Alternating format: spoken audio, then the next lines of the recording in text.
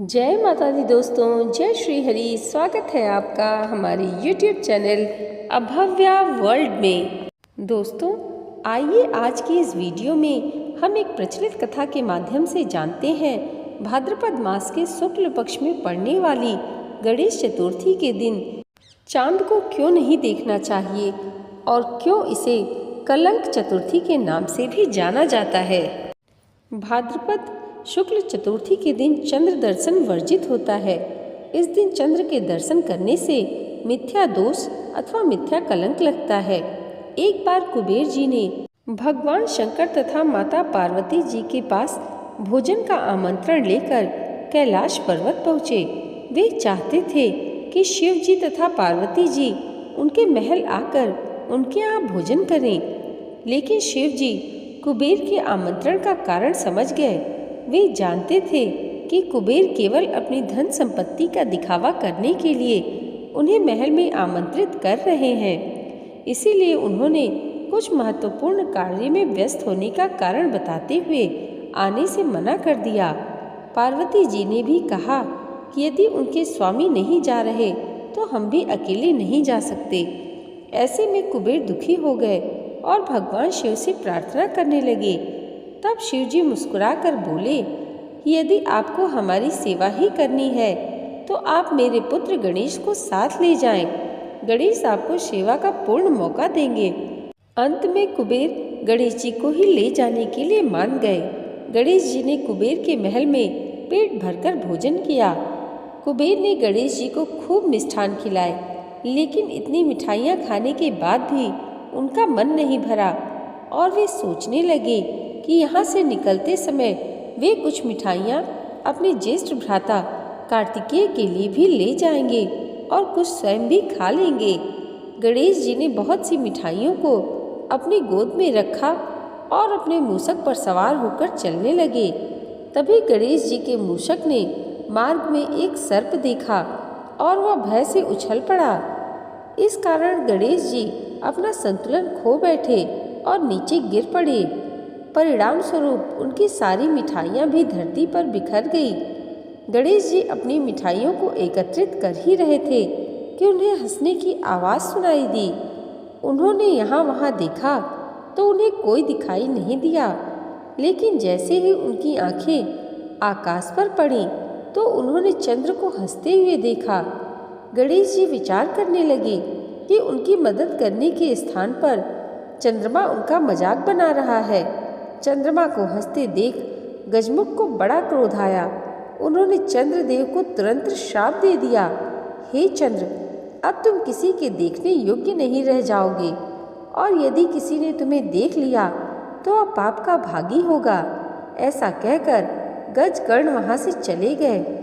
गणेश जी के श्राप के कारण उसी समय चंद्रमा की आभा चली गई और संपूर्ण जगत में रात्रि का अंधेरा छा गया। चंद्रदेव घबराकर उनकी शरण में आ गए और उनके पांव पकड़कर क्षमा याचना करने लगे। वे बोले, हे देव, मुझ पापी को क्षमा करें, मैं अनजाने में ऐसा कृत्य कर बैठा। यदि आपने अपना श्राप वापस नहीं लिया तो उनके होने का कोई महत्व नहीं रहेगा। जो कार्य उन्हें सौंपा गया है वह वो नहीं कर पाएंगे और इससे सृष्टि का नियम भंग होगा।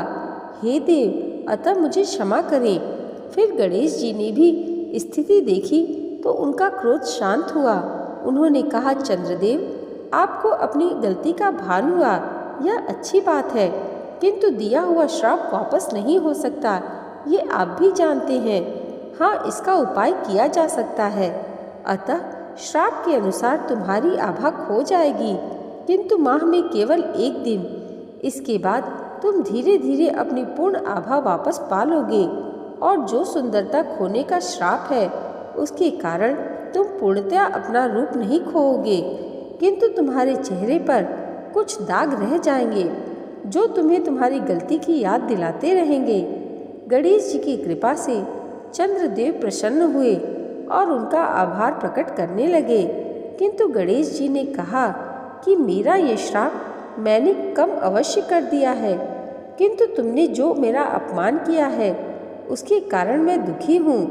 आज भाद्रपद शुक्ल चतुर्थी के दिन तुमने मेरा अपमान किया है, जो अब से आज के दिन कोई भी तुम्हारा दर्शन करेगा यह उसके लिए अशुभ होगा। इसी श्राप के कारण आज के दिन चंद्रमा का दर्शन करना कलंक लगने वाला होता है।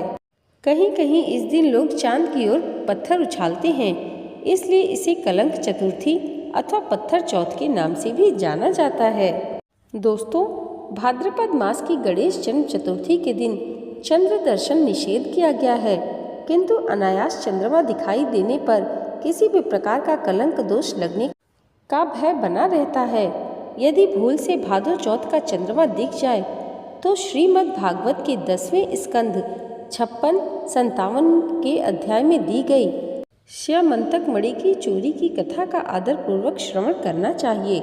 भगवान कृष्ण पर श्यमंतक नामक की कीमती मणि चोरी का झूठा आरोप लगा था।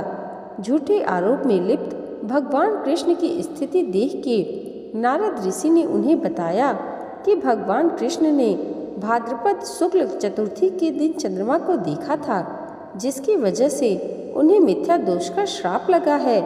नारद ऋषि ने भगवान कृष्ण को आगे बतलाते हुए कहा कि भगवान गणेश ने चंद्रदेव को श्राप दिया था कि जो व्यक्ति भाद्रपद शुक्ल चतुर्थी के दौरान चंद्र के दर्शन करेगा वह मिथ्या दोष से अभिशापित हो जाएगा और समाज में चोरी के झूठे आरोप से कलंकित हो जाएगा। नारद ऋषि के परामर्श पर भगवान कृष्ण ने मिथ्या दोष से मुक्ति के लिए गणेश चतुर्थी का व्रत किया और मिथ्या दोष से मुक्त हो गए। दोस्तों, आज की यह वीडियो अगर आपको अच्छी लगी हो तो कमेंट बॉक्स में जय श्री गणेश जरूर लिखिएगा और इसे लाइक और हमारे चैनल पर पहली बार आए हैं तो सब्सक्राइब करना मत भूलिएगा। भगवान गणेश की कृपा आप सबके जीवन पर सदैव ऐसे ही बनी रहे, इसी मंगल कामना के साथ मिलते हैं अगले वीडियो में। तब तक के लिए जय माता दी, जय श्री हरि।